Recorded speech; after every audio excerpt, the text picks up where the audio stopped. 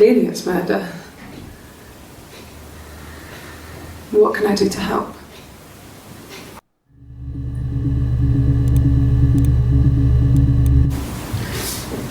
Yeah, that's me. But February, that was months ago. What's that got to do with Simon's murder?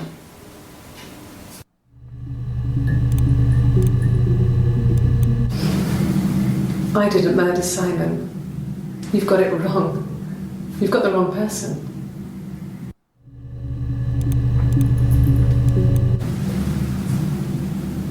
I'd like to speak to a lawyer now. Please. You have no murder weapon. You have nothing. And all these stories we've been telling each other, just that. Stories.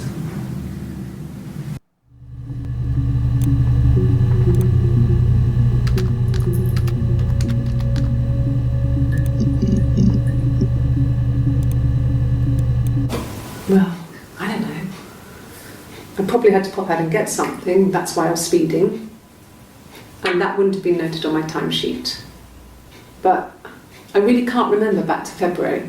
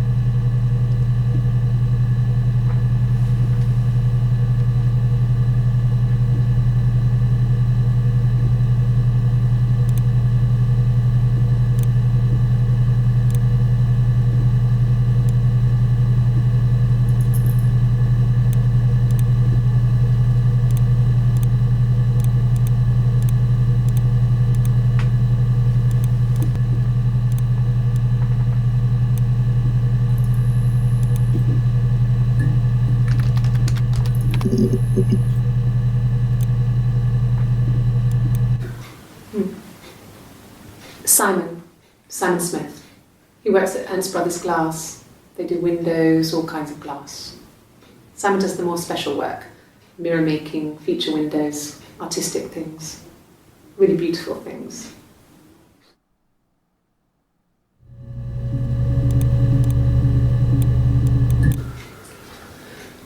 Simon is 6 foot, darkish blonde hair, average build. He's clean shaven. If his beard grows, it goes ginger, so he shaves it. I mean, not that there's anything wrong with ginger hair. I bought a photo. They said a spring photo. This was taken last year on holiday in Rome.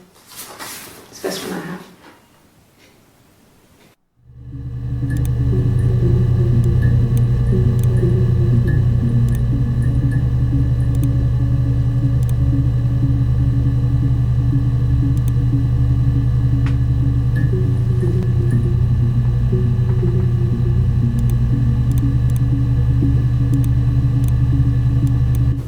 It's the Rockington Arms, The Rock. It's run by a nice couple, Peter and Susan. There's some other regulars there that Simon likes to drink with, and the barman.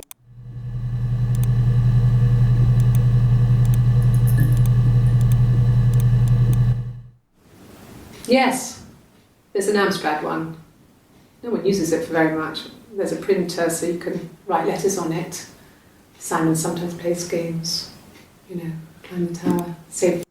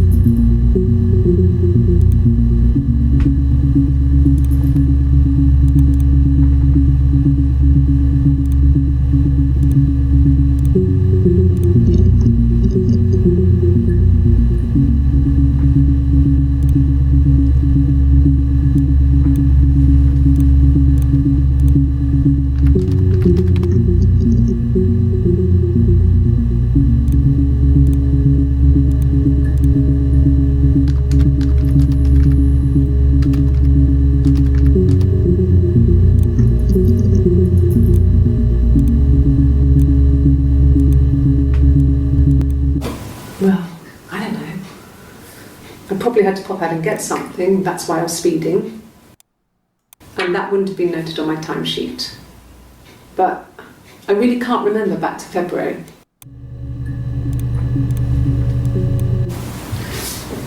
Yeah, that's me. But February, that was months ago. What's that got to do with Simon's murder? Well, I don't know.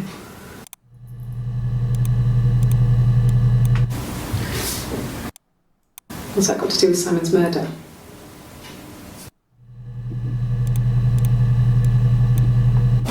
Well, I don't know.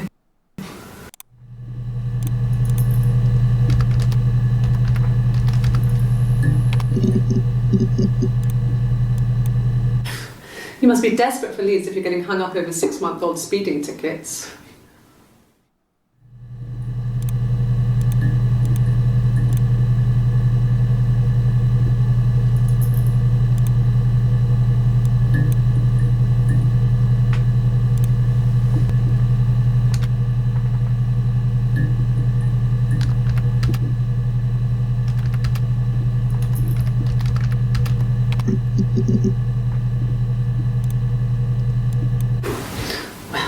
I remember the ticket, of course. I paid it without telling Simon. Didn't want to get told off. And they put points on the licence.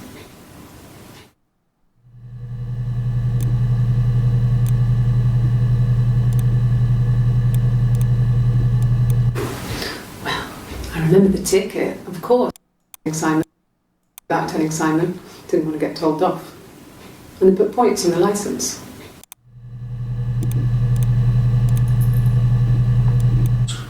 He has a wallet, a huge, silly thing, leather, real leather, I think. He packs it full of stuff, business cards, receipts, lottery tickets. He always carries it in his back pocket. I think that's why he's got a bad back. He sets the discs. I haven't seen it, so he must have it on him. He always takes it out of his back pocket before, when he comes in. If he's in the house.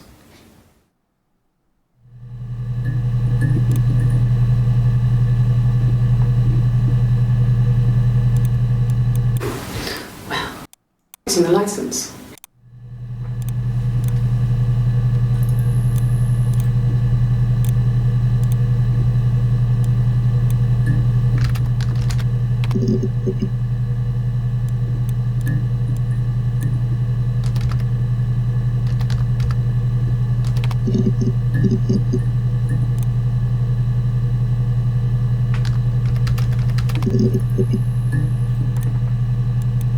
Yes, that would be in his wallet. It's a Visa, a silver one. He doesn't like to spend money he doesn't have, so he usually pays with cash, but Eric convinced him to get one.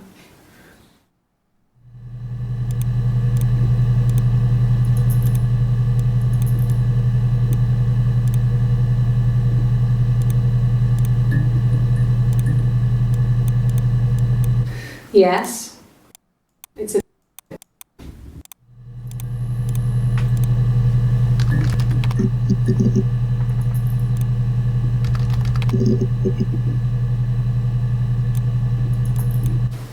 He was wearing a shirt, it's a blue turtleneck shirt and jeans.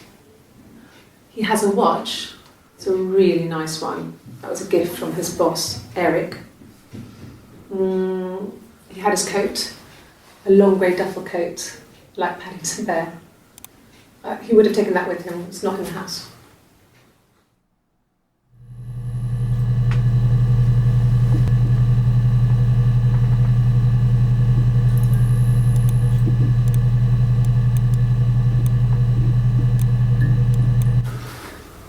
So, it was Friday evening, we had an argument, he left. On Saturday he didn't come back, I waited all day. He was supposed to go help Eric out with something on the Saturday afternoon, they had a job, he didn't show. So Eric was ringing on the phone. I checked at the Rock, that's our local. They said they'd seen him on the Friday night but not since. He still wasn't back this morning, it just isn't like him at all. Still not back by dinner time, it's getting dark again, so I decided to come see you. His parents haven't heard anything either.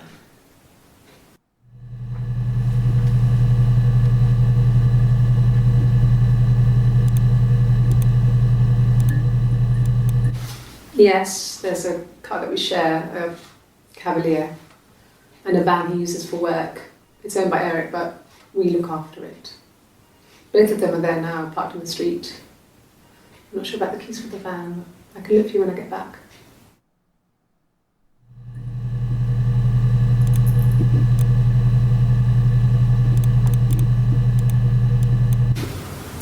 Well, Eric was like an uncle to him. They were pretty close. They spend a lot of time with each other, especially when they have to go to conferences. Have you met his wife, Diane?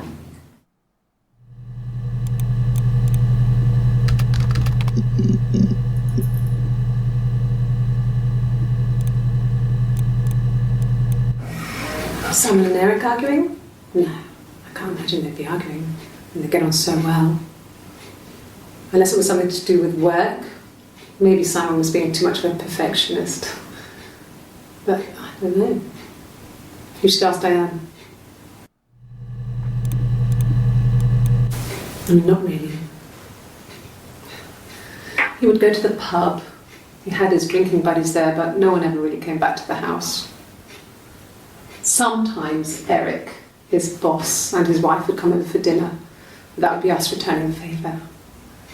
Diane is a really good cook, into her trendy ingredients. And the last time Simon cooked something off MasterChef, he got the recipe off CFAX, and I did my Lloyd Grossman bit, commenting from the sidelines. I had to find fennel from the supermarket. Have you ever eaten fennel?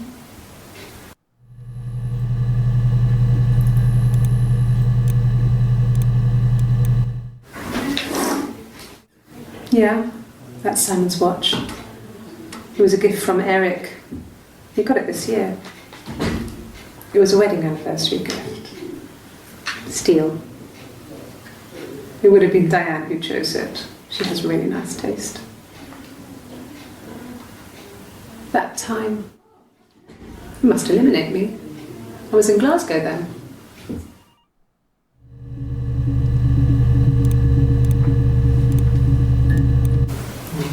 Diane is really nice. She helps out with the glaziers, organises the Christmas party, that sort of thing. They have 2 kids, really sweet kids. She used to look out for me when I worked there.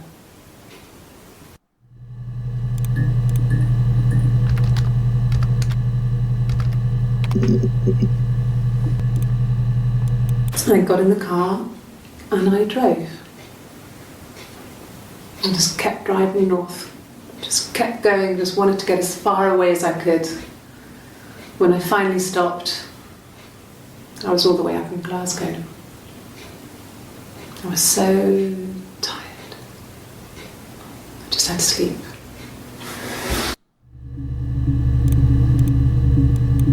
Yes. I got to Glasgow, I was exhausted, so I pulled over and slept in the car. I woke up because a rubbish truck went past. I got some petrol, bought a coffee and a pastry, tried calling someone from the payphone, and then headed back.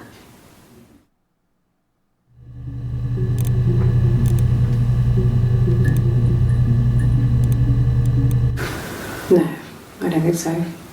Glasgow was deserted that early in the morning.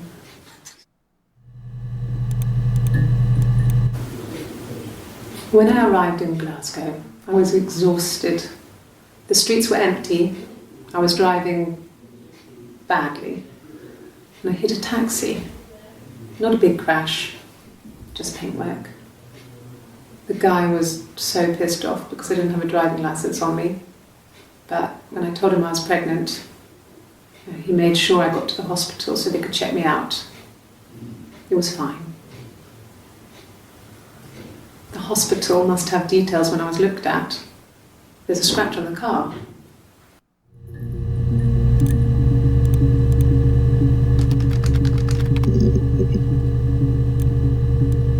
Ask the hospital.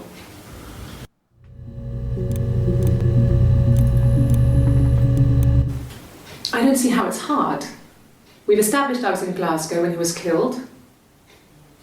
You've spoken with the hospital.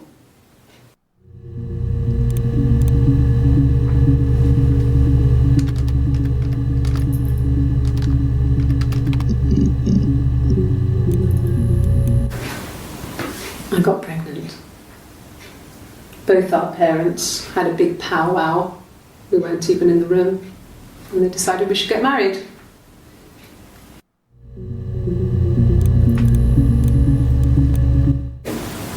Yes, I'm fine. I won't be sick again. This happens some days. I'm pregnant. It's morning sickness.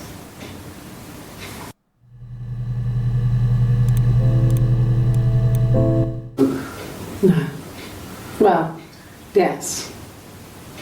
You found out on my birthday. I told him I was pregnant.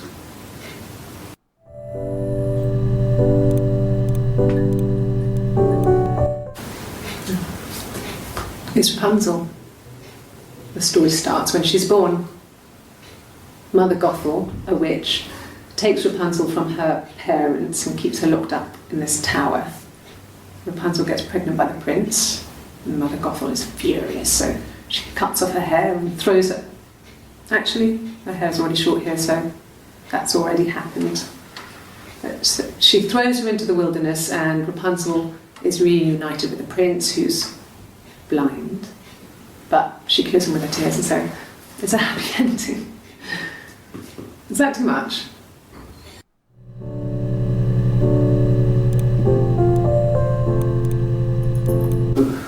No. Well, you found out on my birthday.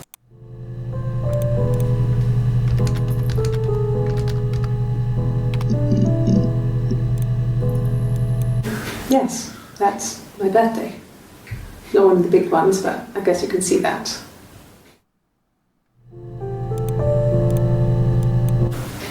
It was my birthday, like you said. We were going to have a meal at home. We had our meal. He gave me his present. I guess I didn't like the present.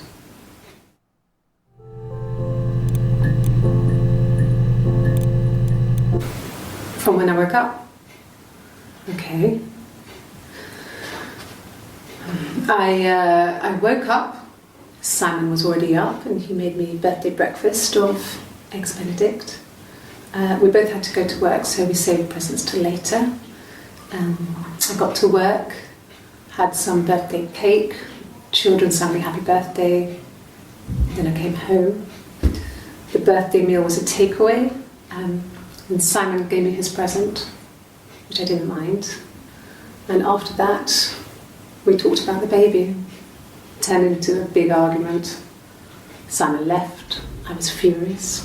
I wanted to get as far away as I could and get some space to think. So I left.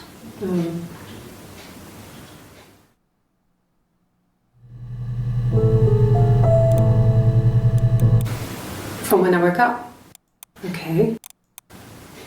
I woke up, Simon was already up and he made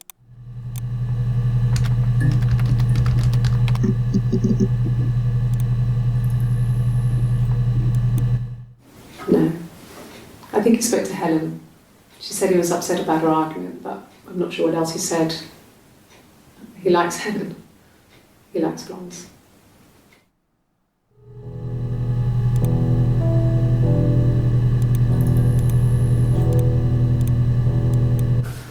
There's married couple stuff, a stupid argument, nothing specific. No one knows how to push your buttons better than those you're close to.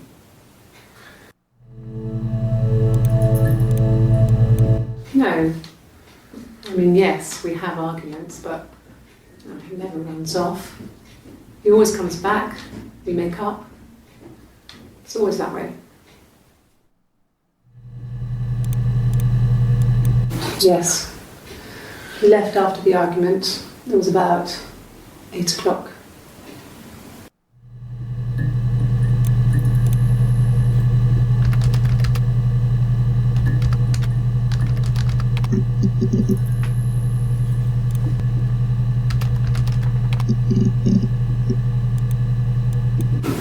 No. I lost the baby. I had a miscarriage at 8 months. We carried on living at Simon's parents until, well, it was only a few months after.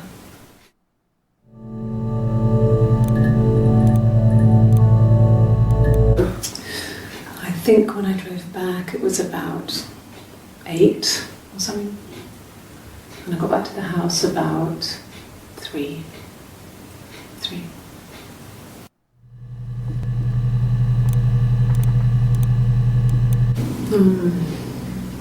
About 8 years back.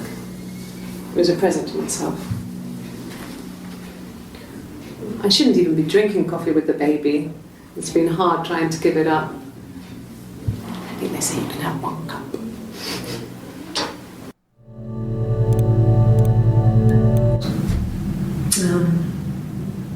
When I was 8, Mother died.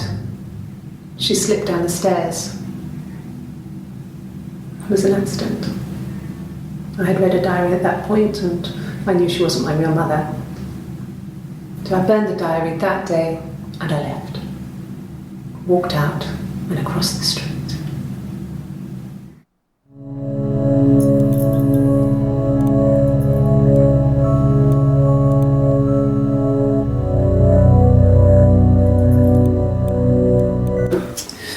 I think when I drove 3.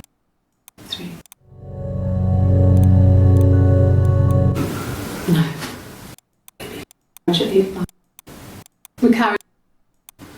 We carried on living at some.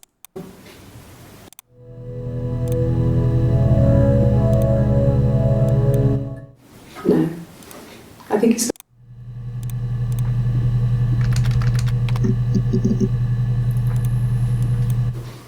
the Rockington Arms, the Rock. It's run by a nice couple, Peter and Susan. There's some other regulars there that's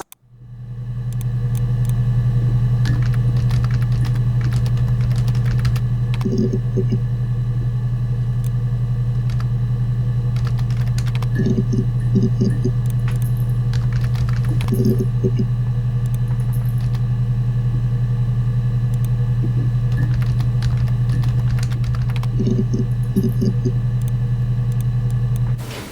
my parents died. It was the worst year of my life. A miscarriage and then my parents.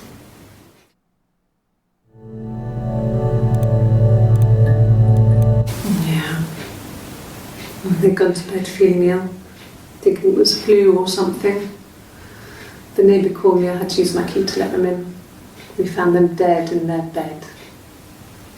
And they'd been there for days. No one had noticed. Just awful. It was so soon after my miscarriage, the worst year of my life. I'd been so happy to get married, and after that it was just like, fuck.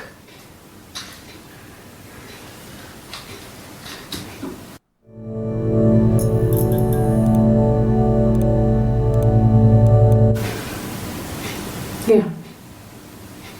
I mean, I was infertile.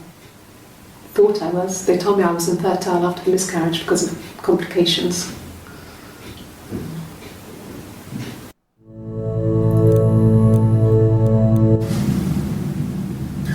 Hannah had a miscarriage. This was late in the pregnancy and it left her infertile. Felt like the universe had corrected its course. We were aligned again. But Hannah and Simon were still living with his parents. They were married. Simon had a job at the Glaziers now. Eric had given him a full-time position after he left school. And then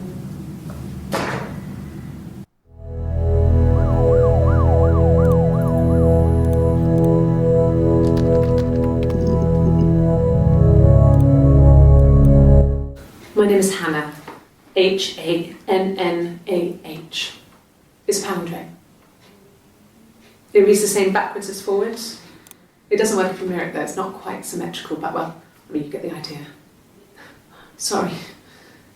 Hannah Smith, I live at 31 Gladstone Street.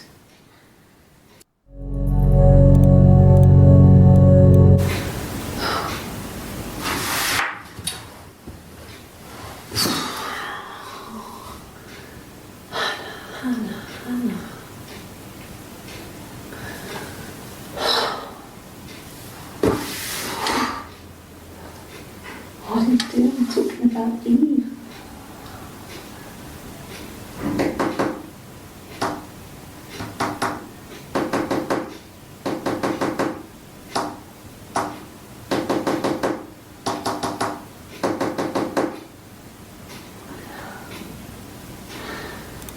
Poor Simon.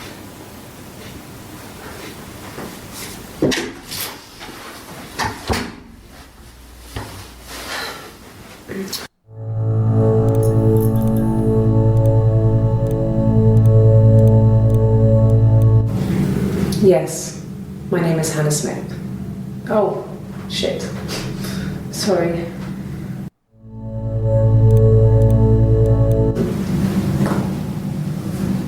Across the road, where my parents first lived there, was a midwife called Florence. When Hannah was born, I was born at the same time. The midwife was there to help. I'd been throttled by the cord, probably wrapped around my neck by Hannah. The midwife told my mother I was dead. But I wasn't. She wrote all this stuff in a diary. Amazing what people will admit to on paper.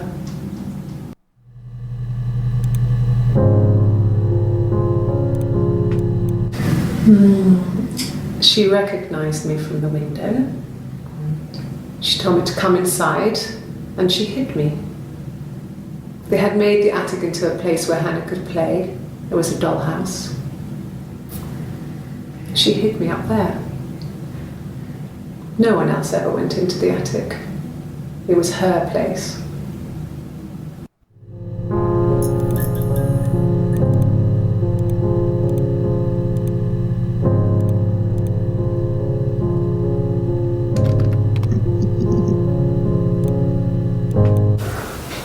Well, my friend Eve. I mean, she was a friend from when I was a kid, and she was always more popular with the boys, and I used to hate her for it. I mean, really hate her sometimes.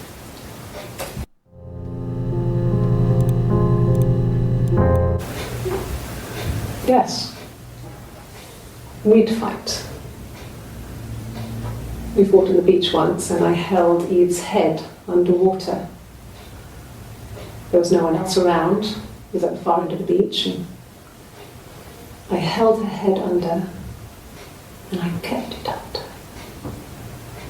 And for a moment, I just wanted to kill her and watch her drown. But that was it. It was just a moment. We were made up after. It was a love-hate relationship.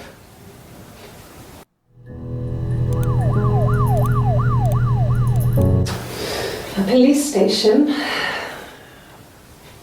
Yeah. When I was young, we ran away on my birthday. Bob Dylan was playing in London, and we thought we could break into his tour bus and have him take us with him.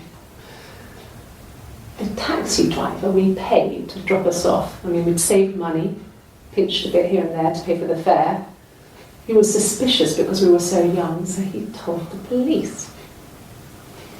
So they came and picked us up and took me back to Portsmouth. My mum picked me up from the station. But I blamed everything on my friend Eve, so my parents let me off.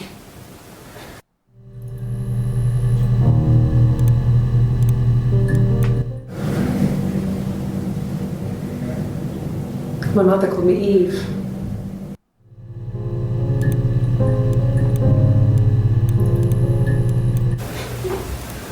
Yes. Okay.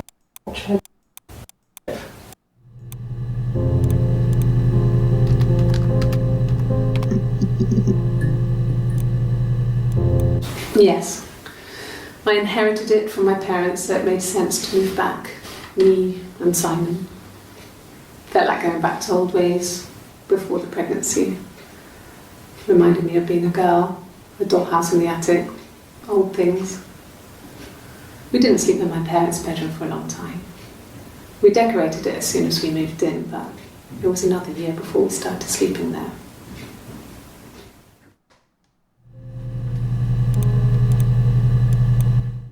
Yes, I read a lot as a child and watched lots of TV. Then the doll's house we still have in the attic. It's kind of a fairy castle. We used to play up there and make up our own stories.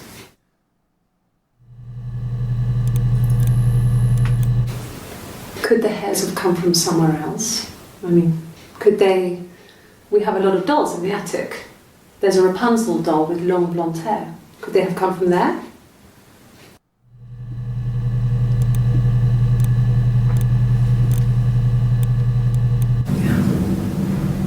I'm not sure where the dollhouse came from. I don't know if it was given to them or they inherited it. I mean, they wouldn't have had the money to buy it.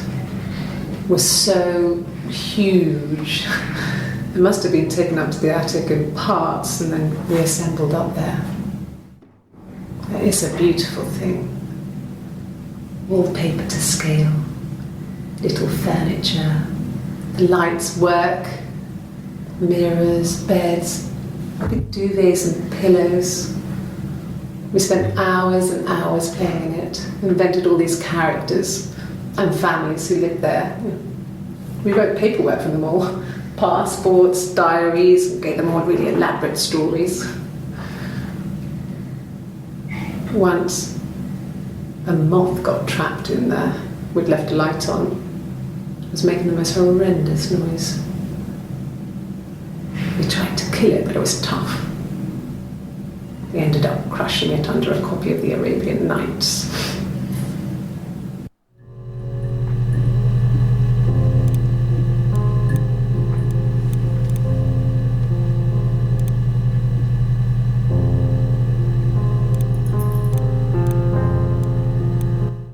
Yes, we had.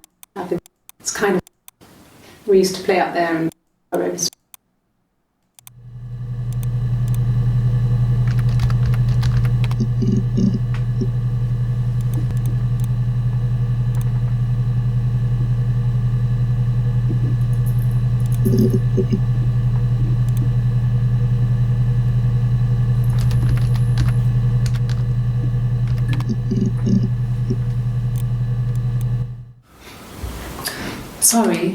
Sorry. The picture, the way it's drawn, just reminded me of the books we used to read as children. I read those fairy tales over and over, and they were so real to me. Rapunzel was my favourite. My brain is just full of it. Are any of these in colour?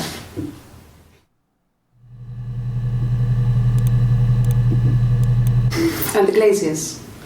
I worked there some weekends, and Simon had a part-time job there too. That was Eric's generosity. He was always good at helping out other people's children. Simon was quiet, more thoughtful than the other boys. Even then, he had a sense of craftsmanship. Wasn't always rushing stuff. Boys that age are just running around like headless chickens most of the time. You know? Plus, he had that look.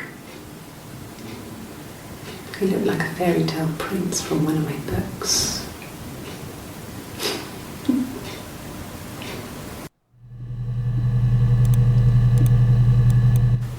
Simon never cheated on me. He was devoted to me, and I was devoted to him. Nothing in life is easy. We were good to each other. Life isn't a fairy tale. You do what you can.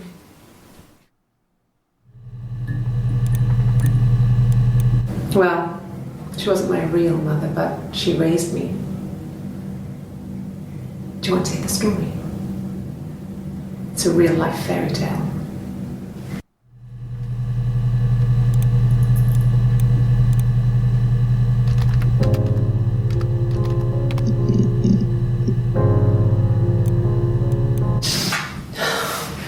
We were obsessed with fairy tales.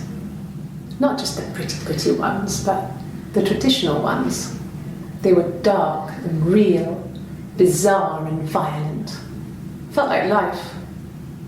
We had this huge old book that I think Mum must have bought from a library sale. The illustrations had thin tracing paper over them to protect them. They were in colour, shiny plates. At the front of the book was an index of illustrations. We read that more than the actual stories. We'd read aloud the captions and flip between the pictures. There was something intimate about peeling back the tracing paper, undressing the pictures. Rapunzel's hair is cut. The eagle plucks out his heart. The princess pricks her finger.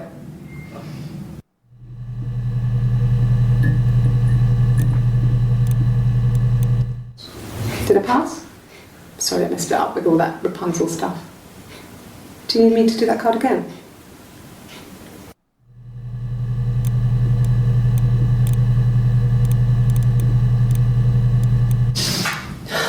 Life. Illustrations. We had this huge old book that I think Mum must have bought from a library sale. Index of illustrations and tracing paper. Undressing the pictures. Rapunzel's hair is cut. The eagle plucks out his heart. The princess pricks her finger.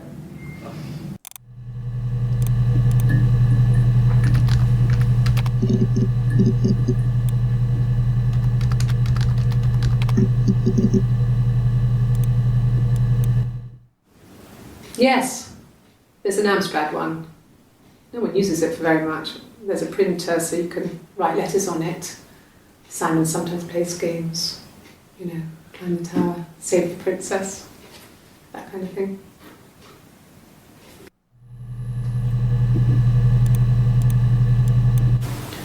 It wasn't the present so much, it was one of those arguments that had been simmering for a while. The present was a mirror, a nice mirror. He'd engraved the glass, the kind of mirror a princess would have in a story. He made it specially for me.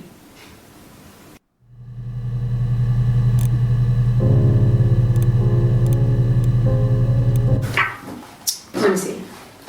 Yes. I drove in here because I remember well I went over the river, and then there was a church there. Yeah, and I probably parked. Well, I remember seeing a street sign called Princess Street. Yeah, there it is. Yeah, so I'm pretty sure it must be this one. There.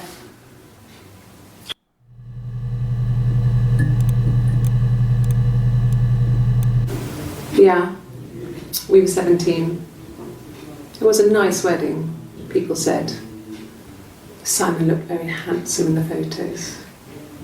His parents paid for everything, but he's an only child, so it was important to them. It was what they called a shotgun wedding, but if you looked at the photos, you couldn't tell. The dress was beautiful. It looked like Princess Diana's. The train wasn't quite as long though. There's a great photo of the bridesmaid helping to carry it out of the car.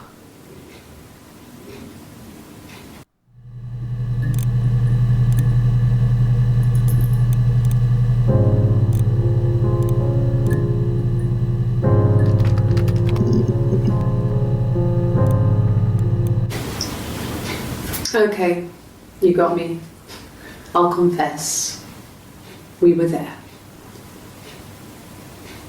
It was a dirty weekend. Simon was going to expense it, pretend it was a business trip. I used a made-up name. We stayed at the hotel, had room service, didn't leave the room, had a great view of the river, and you could hear the church bells. Like you said, it was very romantic.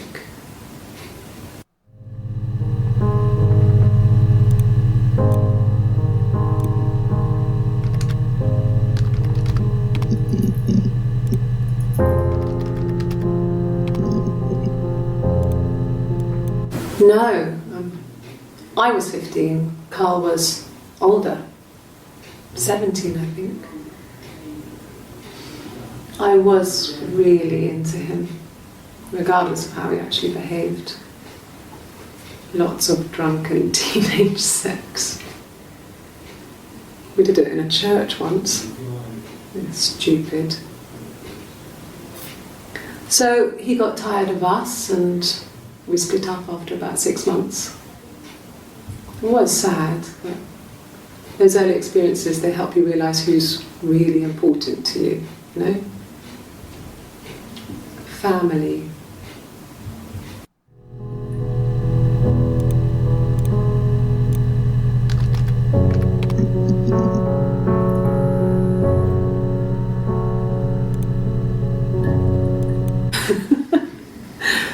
Was he my first? No need to be so coy. No, he wasn't my first. That would have been Carl. He was a local boy in a band. He was a bit of a shit, but he was sexy. We were 15. Family. So, Carl fucked off, and then there were other boys here and there, and then Simon.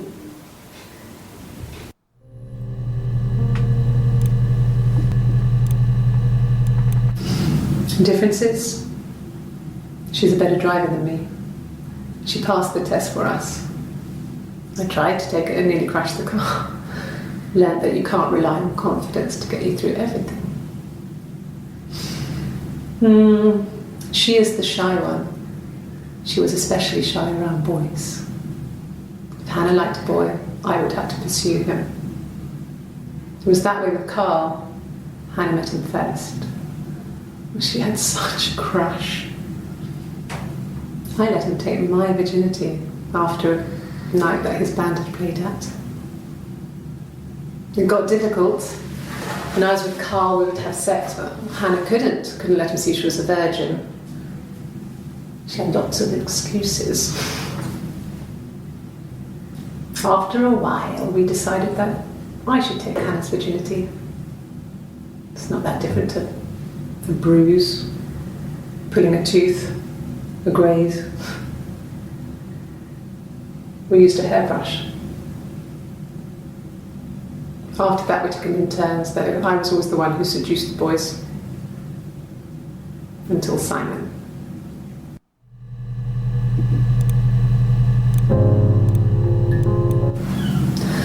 Hannah was so smitten with Simon. She started getting jealous, didn't want to share. Even the first date, we went to see Tom Cruise at the Old Odeon. We both went, kept changing places in the toilet. We only had one best dress, so we had to keep swapping clothes. Must have thought we had terrible bladder problems. The next date, it was my turn. At the end, I let him kiss me, but that was it. We didn't want another Carl on our hands, and the Ouija board had said to hold back. After that, it was Hannah's turn, and she slept with him. Broke the rules. Deliberately broke the rules. She wanted to be the first to sleep with him. I mean, that's when she got pregnant. From that one time.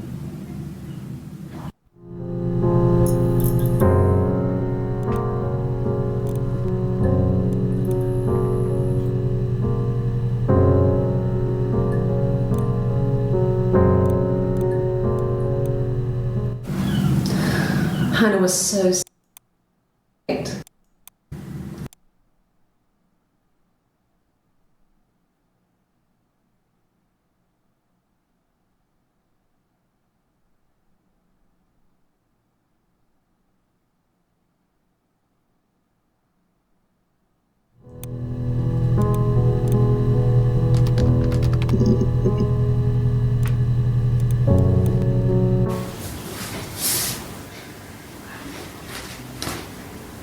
Okay, she's being chased. They're trying to catch her because she did something bad. I guess she broke the rules. Or maybe they think she did something bad. Maybe it wasn't her fault. She looks scared, not guilty. Maybe it was mistaken identity. Did they catch her there? I don't know.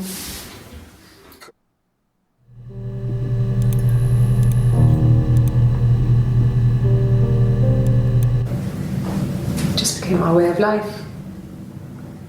We would swap places and take it in turns to do things. And we were very careful.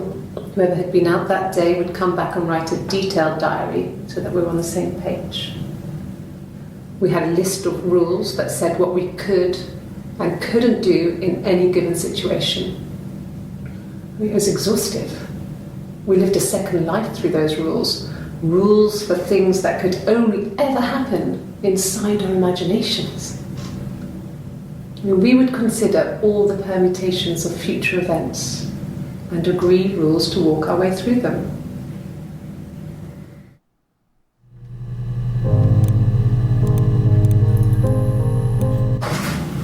It lasted about 6 months. I tried to carry on, but everything was different.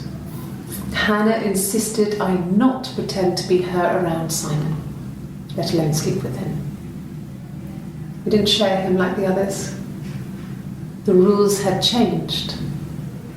Me living in the attic had become weird in a way it hadn't been before.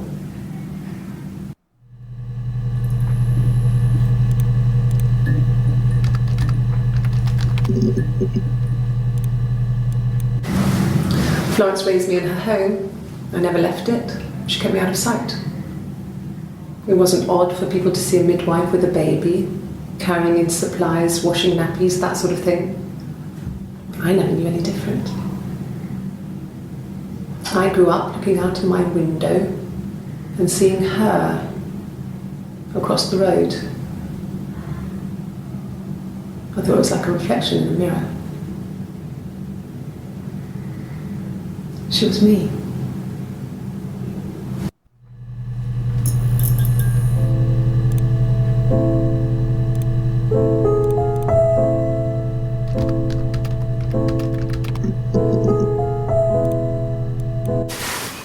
Silver leaf? No. He normally silvers them properly.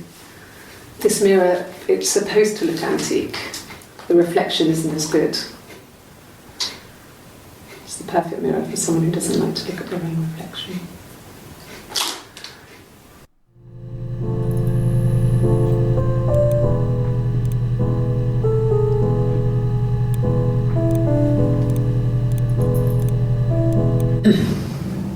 Yes.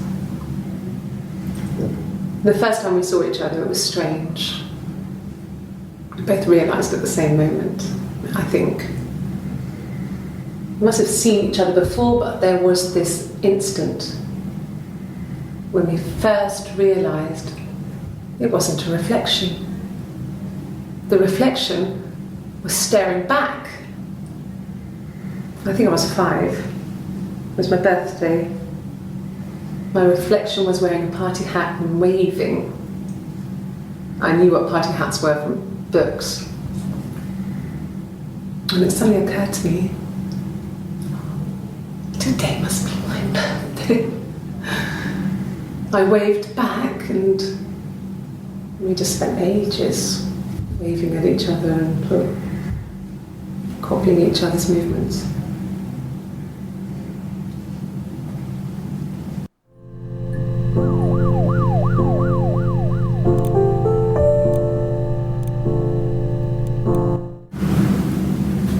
Mother wanted me to grow my hair long, but I kept cutting it myself.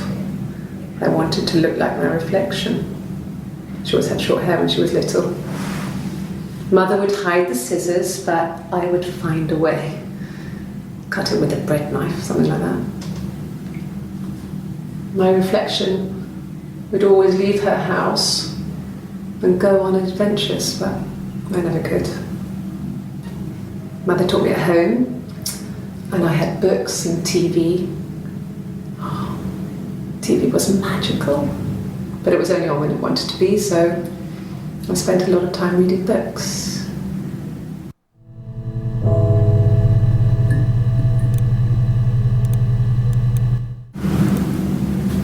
Mother wanted me to grow my hair long, but I kept cutting it myself. I wanted to look like my reflection. She always had short hair when she was little. Mother would hide the scissors, but I would find a way.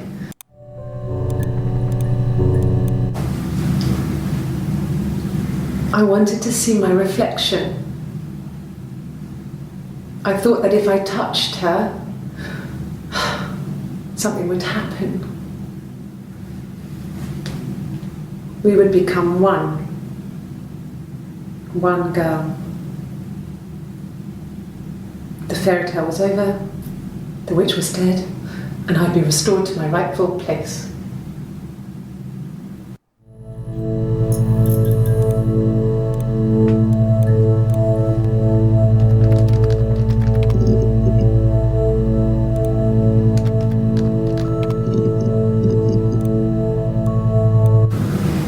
Fairy tales.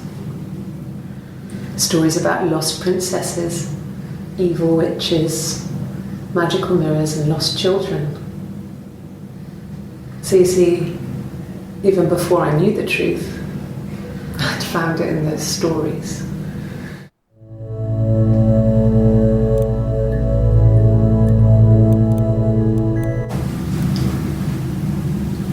I wanted to see my... I thought that if I something would happen. The fairy tale was over.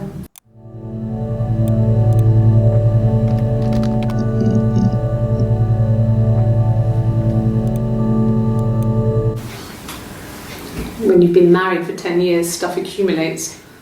We could argue about anything. And he's so nice. That doesn't help. He tries to smooth things over, and that just makes it worse.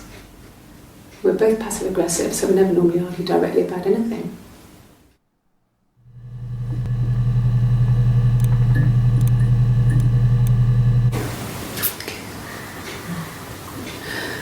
It was after dinner. I'd spoken to Simon's parents on the phone. I looked up for an early night and I suddenly had this thought.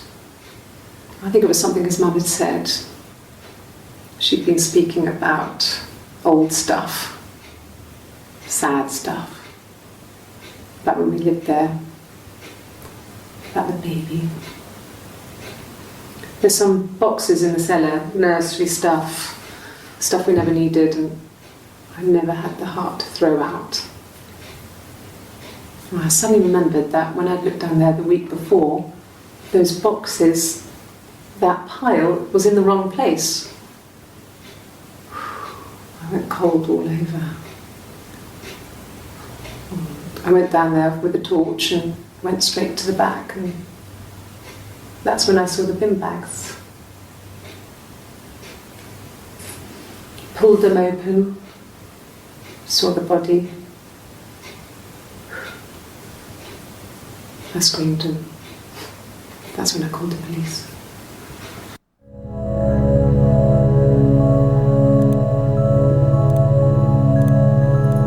Yeah, I pulled over and slept in the car. This was just by the side of the road. I was exhausted.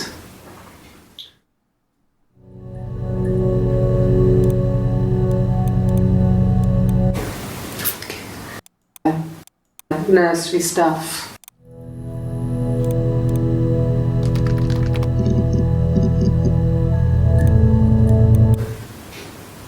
No. The whole thing was wrong. The bags, I think they were from our kitchen. You can probably check that. We never go into the cellar. It's just a place we put things we don't need. Dad used to grow mushrooms there. The bags were taped up. I think it was parcel tape, but I think it was ours.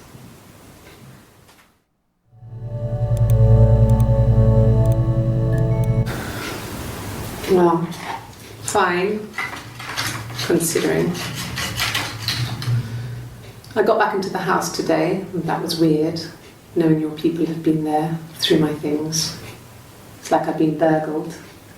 I mean, worse, obviously. I don't know. I haven't lived in the cellar yet. They sent a cleaner in, as good as new, he said. But they had to throw some stuff out. Couldn't get the blood out. And I'm still waiting to hear from the coroner so we can get a date set for the funeral. It's going to be a cremation. So,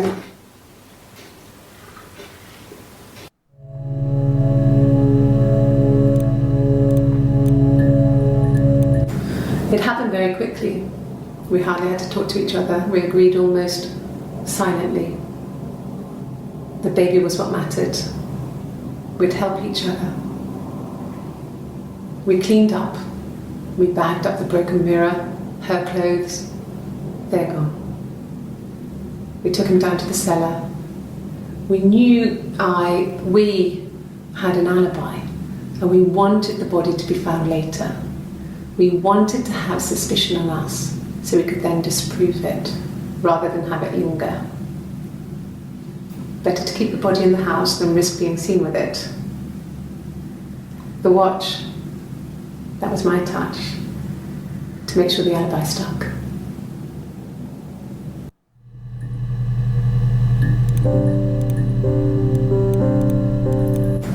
It happened very quickly. We hardly had to talk to each other. We agreed almost. It was what mattered. We'd help each other. We cleaned up. We bagged up the broken mirror, her clothes. They're gone. We took him down to the cellar. And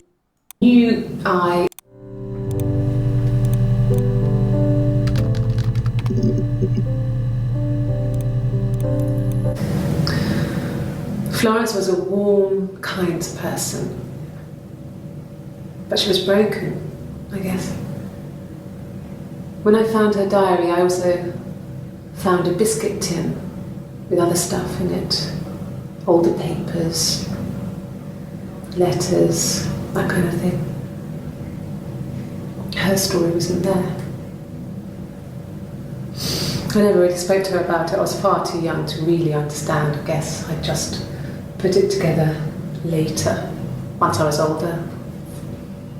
She had loved children, planned to have a large family, but her husband died in the war.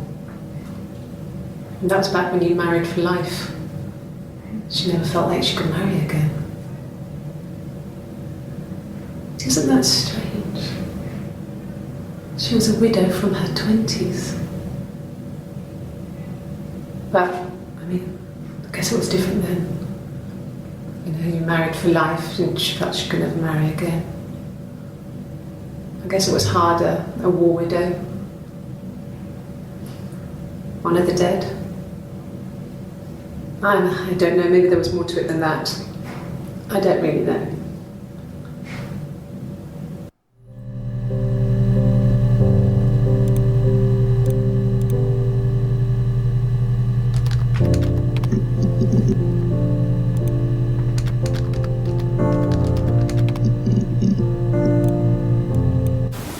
They said it was food poisoning.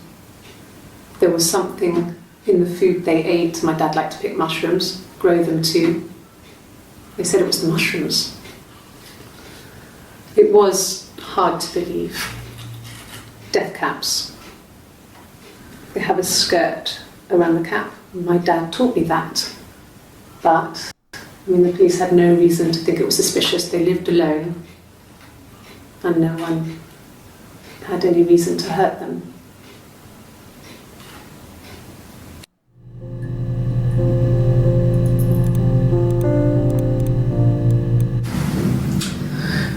I was living in the attic. It was a very hard time. I was depressed, was still pretty sick of the STD. And I came down one morning and they were dead.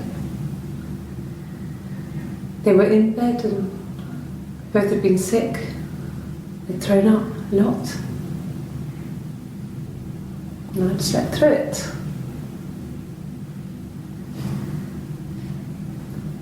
The police said it was the mushrooms they ate. Dad was a mushroom expert. I mean, he used to take us picking with him and he taught us how to recognise them. There's no way you would have picked death caps.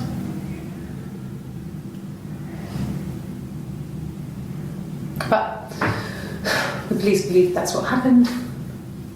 They never even looked in the attic.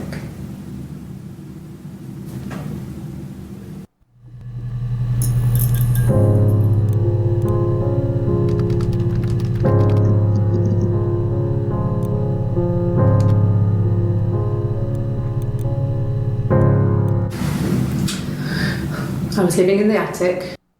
It was a very hard time. I was depressed.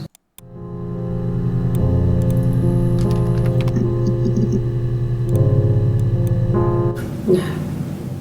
The parents decided there would be a wedding. And after the wedding, Hannah moved in with his parents. There was no way I could follow. So we were separated again.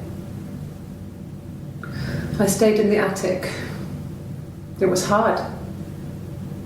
It's like I suddenly didn't exist. I would sneak out, but in case anyone recognised me, I started wearing a wig. Hannah and I would meet up in the park. I was trying to get pregnant. But I couldn't. I mean, I couldn't do it with anyone we knew, so it was sex with strangers. Drunk guys I'd met in clubs, in parks and alleyways. I was 17. It felt like I was being punished. But it was Hannah who had betrayed us. I had to stop when one of the guys gave me an STD.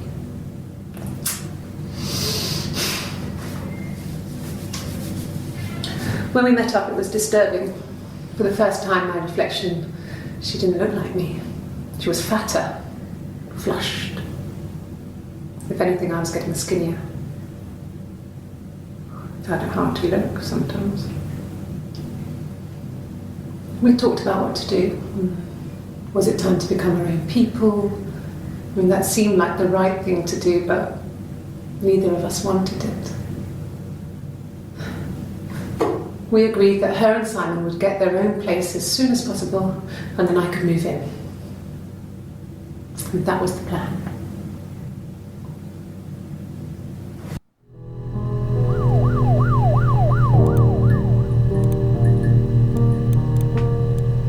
No.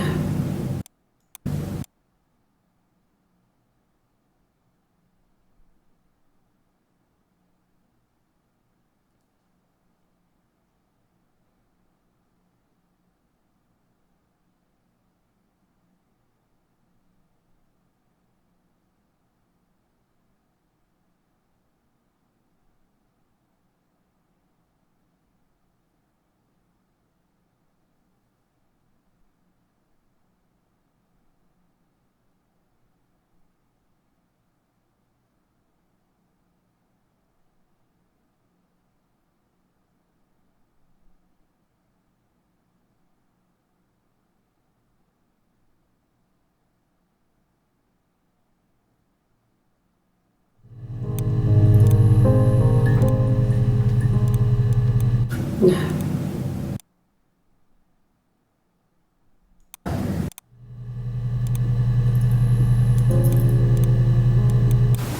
They said it was food poisoning.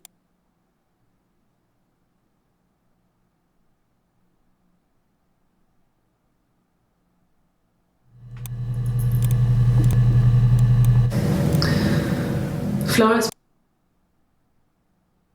the other stuff.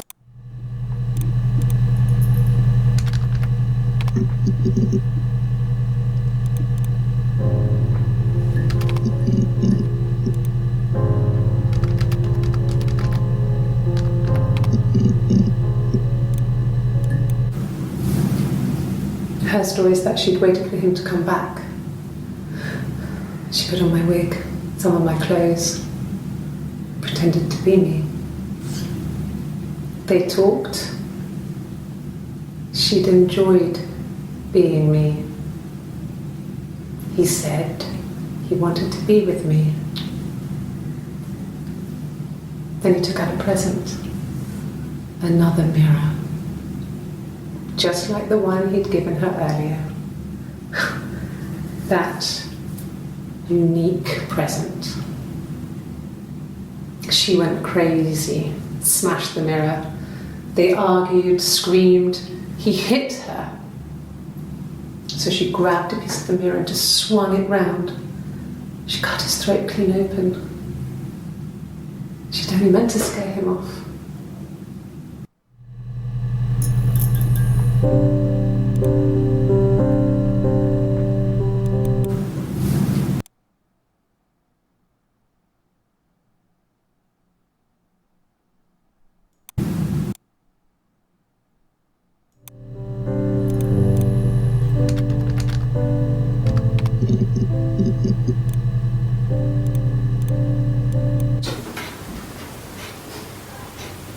His body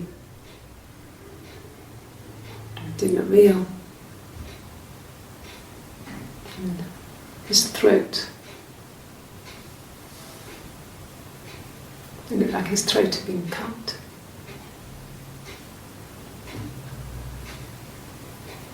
And I didn't see his glasses. He has these thick glasses.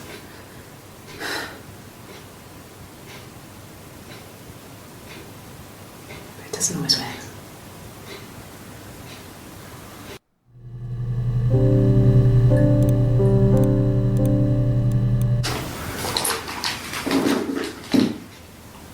On his throat. How? Like I said before, it was 3, something like that. I walked in, saw Simon. He was on the floor of the living room. His throat had been cut. There was a lot of blood.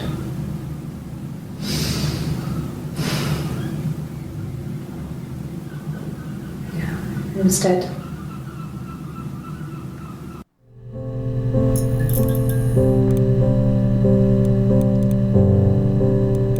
Like I said before, it was 3.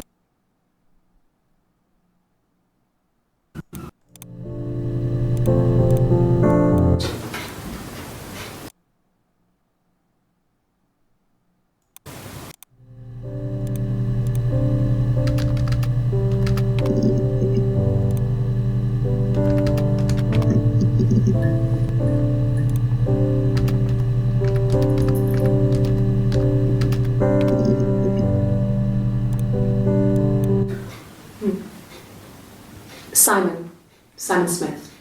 He works at Ernst Brothers Glass. They do windows, all kinds of glass.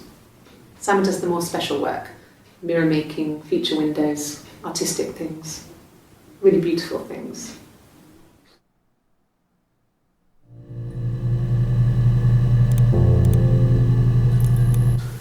No, he doesn't have any tattoos. He has a scar down here near his stomach, past his hip. Cut himself with some glass. That was before, a long time ago. He looks just like the photo. He's not got his glasses on here though. He takes them off for the camera. But he needs them to see properly, you know. He has to read a newspaper or a menu in a restaurant. Not books so much, or watching TV. He likes TV.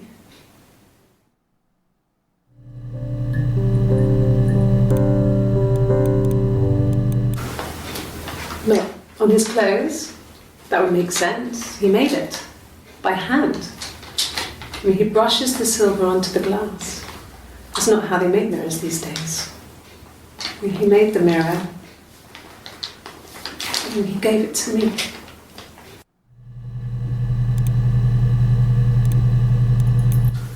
No, he doesn't.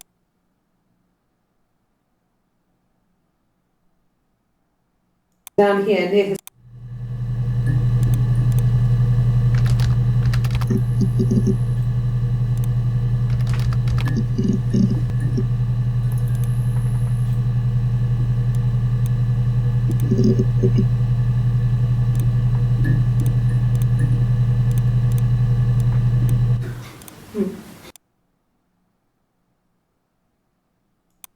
They do windows, all kinds of glass.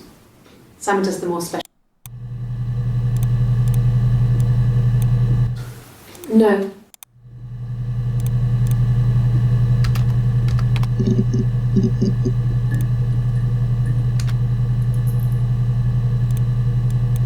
Like I said before, it was 3.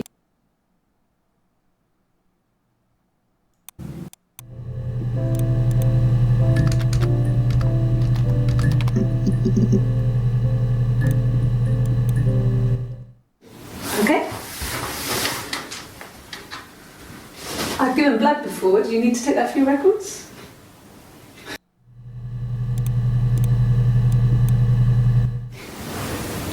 Nothing like this has ever happened to me before.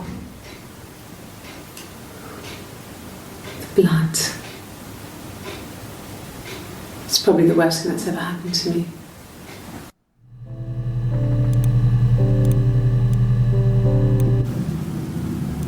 She was sat behind him. She had my wig on. And she'd been there all day.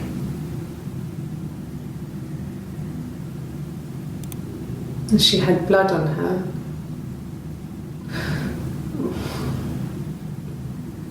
And she was in shock.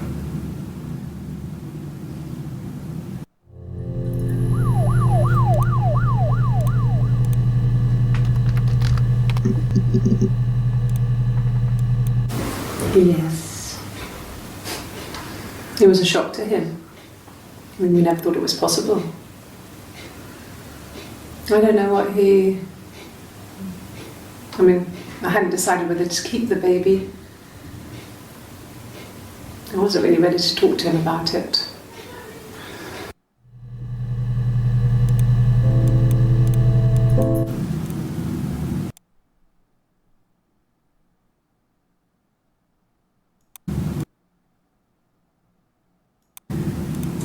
my wig.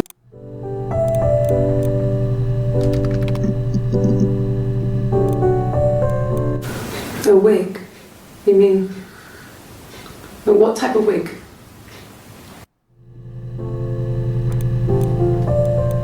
No, I've never worn a wig. What kind of wig?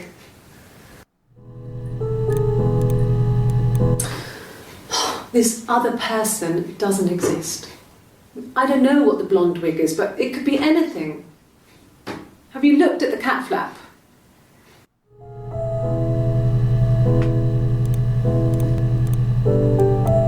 This was about 9.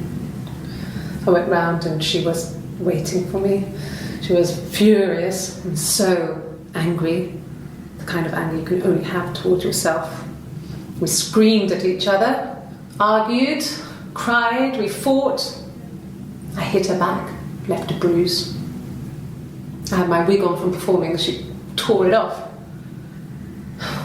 Eventually we grew tired of fighting and I left.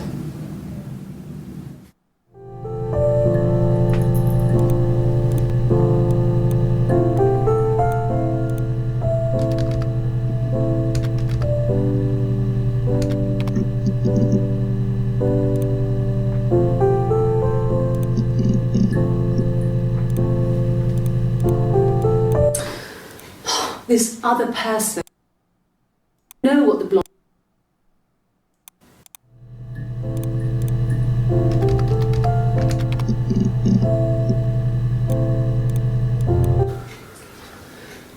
Simon is 6 foot, darkish blonde hair.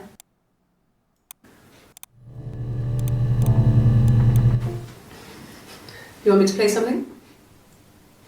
Well, I'm not the world's greatest guitar player. Okay. Probably needs tuning. No, it's okay. How about a traditional ballad? Should be right up your street.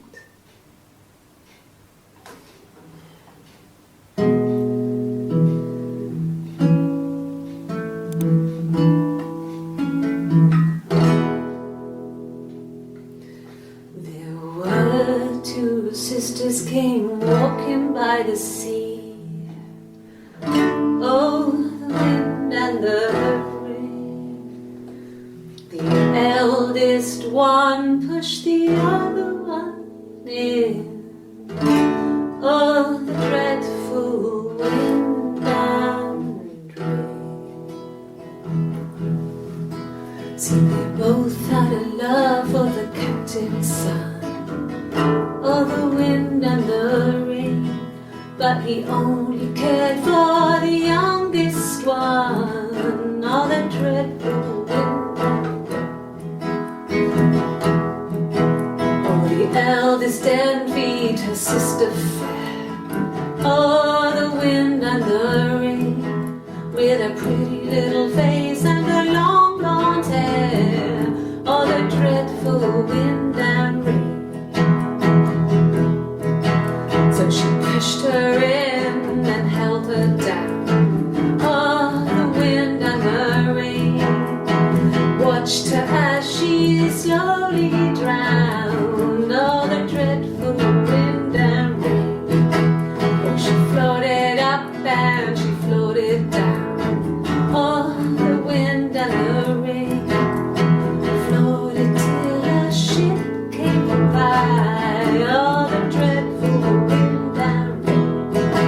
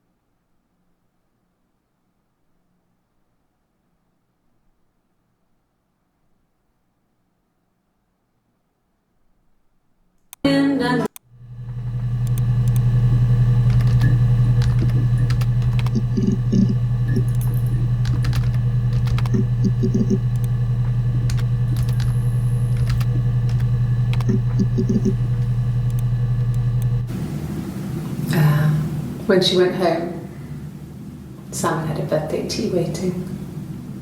Afterwards, she told Salmon about me, told him I was pregnant. She wanted me to move in with them, this sister he didn't know she had. She knew that instant. The look on his face. She knew.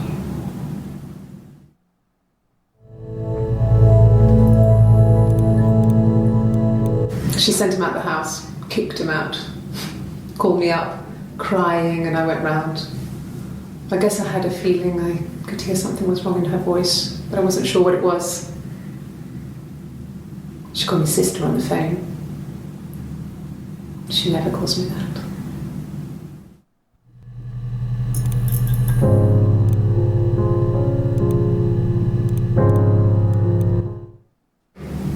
My sister is gone. And she's never coming back.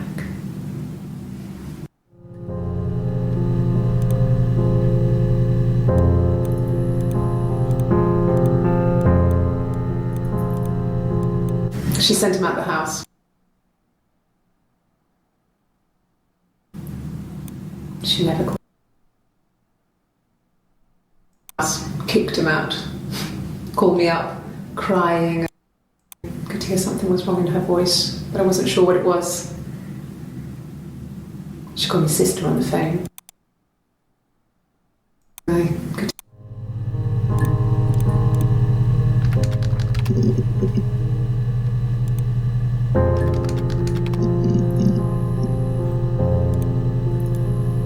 A mobile phone? Yeah. Well, they have one for the Glaziers, but it's only for work. I can't remember the number.